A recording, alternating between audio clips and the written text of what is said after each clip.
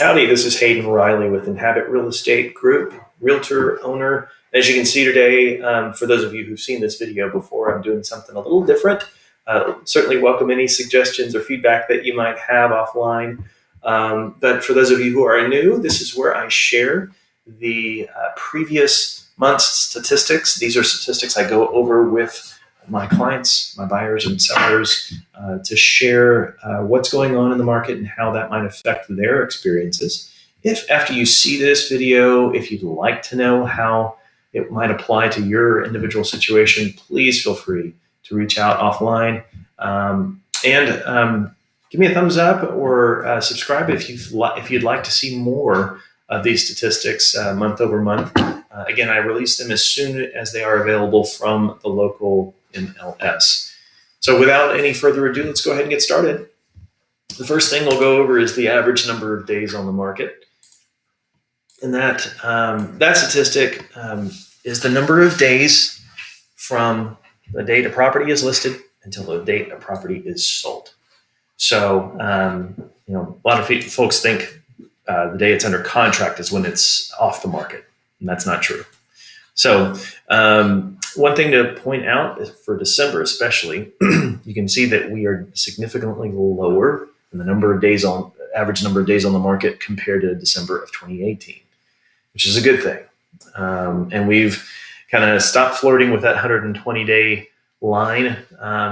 For those of you familiar, you've heard me tout this statistic. The 120-day mark, if you're at or above that, is you're in more of a balanced or even a buyer's market, which means houses are being negotiated for lower price, or properties are being negotiated for lower prices, which sellers don't like, and in general, people in the area don't like. So that said, let's go ahead and take a look at our next statistic, which is number of units sold.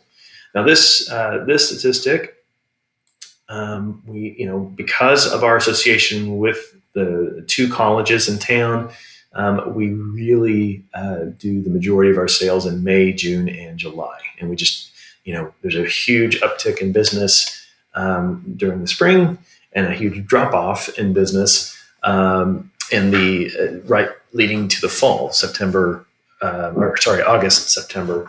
In fact, September was really our lowest month, which is very unusual for us. Usually it just continues to drop off in November and December, but we've only gotten more units sold in 2019 from September to October to November to December. So definitely a good sign. I'm wondering if we're just going to continue on this trend instead of starting off on our low number like we typically do in January. So more to come, I'm sure. Next, we'll take a look at the new listings taken. As you can imagine, if we're looking at peak months of sales in May, June, and July, it makes sense that people would list their homes in March, April, and May to take advantage of those hot months. So, we've done the same, or this year we've dropped off into November and December as we just gradually drop off over the year. And last year was definitely no exception. All right, we're going to go ahead and take a look at our last statistic, which is the Bryan-College Station housing report. Now, this housing report is for Bryan and College Station only. It is not for the 5-county area like the other statistics I just showed you are. So do keep that in mind. Our median price for the area is $230,000. We're up 6.5% over last year, which is good. The breakdown of our sales is between that $100,000 and $300,000 mark, which is very normal. We're also taking a look at number of closed sales up by almost 40% over last year. That's a good thing, people.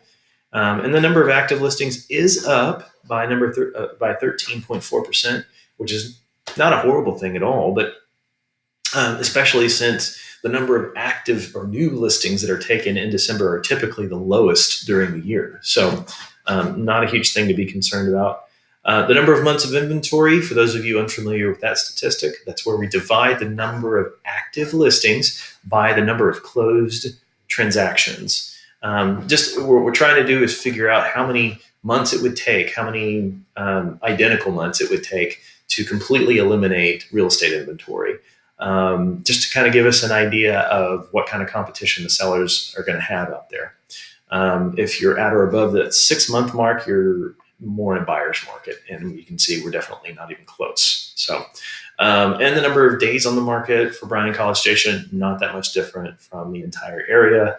We're at 111 days. So hopefully this information has been useful for you. Again, I certainly welcome any feedback that you might have, any suggestions about how to make this any better. I'm a newbie to this video thing. And as you can see, I like to talk with my hands. So that's one thing I could improve on. Again, I welcome any feedback.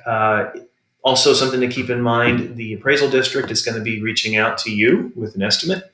If you feel like it's unrealistic, feel free to reach out to me. I'm more than happy to let you know what kind of sales have been happening in your area, and whether or not the estimate that you've received is realistic. And I think that's about it for now. Again, give me a thumbs up if you do like this video. Make sure you subscribe so I can continue to make more. Certainly appreciate all that you do, and I look forward to having a great 2020 with you. Have a great one.